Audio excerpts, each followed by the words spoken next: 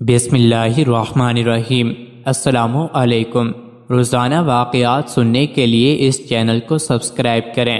حضرت ابو بکر تمیمی رحمۃ اللہ علیہ سے مروی ہے کہ حضرت سیدنا غوث اعظم رحمۃ اللہ علیہ نے ایک مرتبہ بتایا کہ بغداد میں سخت قحط پڑا اور کھانے کو کچھ میسر نہ تھا۔ مجھے بھی فاقے رہتے کئی دن گزر چکے تھے۔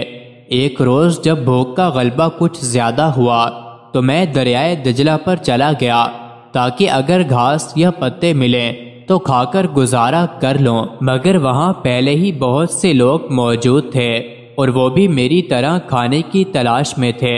بالآخر میں شہر کی جانب واپس لوٹ آیا۔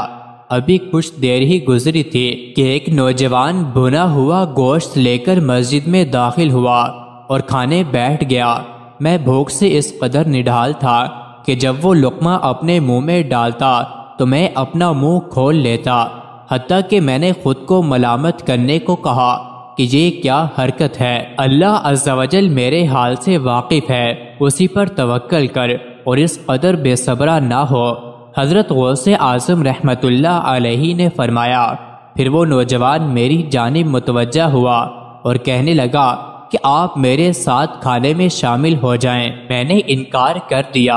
جب اس نے بہت زیادہ اصرار کیا تو میں اس کے ساتھ کھانے میں شریک ہو گیا۔ اس نوجوان نے مجھ سے پوچھا کہ میں کیا کرتا ہوں۔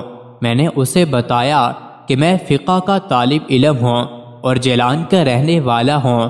اس نے مجھ سے پوچھا کیا تم جیلان کے ایک شخص عبد القادر کو جانتے ہو؟ میں نے اسے بتایا وہ میں ہی ہوں۔ میری بات سن کر اس کی آنکھوں سے آنسو جاری ہو گئے اور کہنے لگا کہ مجھے جیلان سے آپ کی والدہ نے 8 دینار دے کر بھیجا تھا۔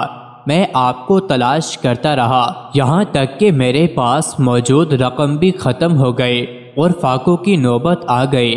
میں نے بھوک سے نڈھال 3 دن گزار دیے۔ پھر مجھے خیال آیا کہ فاقے کی حالت میں تیسرے دن تو مردار کھانے کی بھی اجازت ہے، اس لیے میں نے امانت میں سے یہ کھانا خریدا تھا۔ یہ کھانا آپ کی ملکیت ہے اور میں آپ سے معافی چاہتا ہوں۔ حضرت سیدنا غوث اعظم رحمۃ اللہ علیہ نے فرمایا، میں نے اس شخص کو تسلی دی کہ فکر کی کوئی بات نہیں، اور پھر ہم دونوں نے مل کر وہ کھانا کھایا۔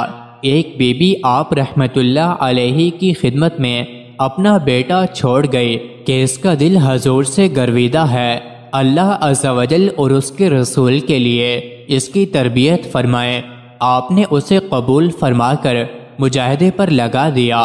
ایک روز اس کی ماں آئی، دیکھا تو لڑکا بھوک اور شب بیداری سے بہت کمزور اور زرد رنگ ہو گیا ہے، اور اسے جو کی روٹی کھاتے دیکھا۔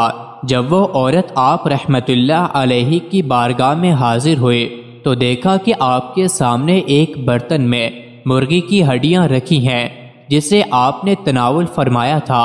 عورت نے عرض کی، اے میرے مولا، حضور تو مرغی کھائے اور میرا بچہ جو کی روٹی۔ یہ سن کر آپ رحمت اللہ علیہ نے اپنا دست اقدس ان ہڈیوں پر رکھا اور فرمایا، اٹھ، اللہ عز و جل کے حکم سے جو بوسیدہ ہڈیوں کو زندہ فرمائے گا۔ یہ فرمانا تھا کہ مرغی فوراً زندہ صحیح سالم کھڑی ہو کر آواز کرنے لگی۔ آپ رحمت اللہ علیہ نے عورت سے فرمایا، جب تیرا بیٹا اس درجے تک پہنچ جائے گا تو جو چاہے کھائے۔ مزید ایسی ہی ویڈیوز کے لیے چینل کو ضرور سبسکرائب کریں۔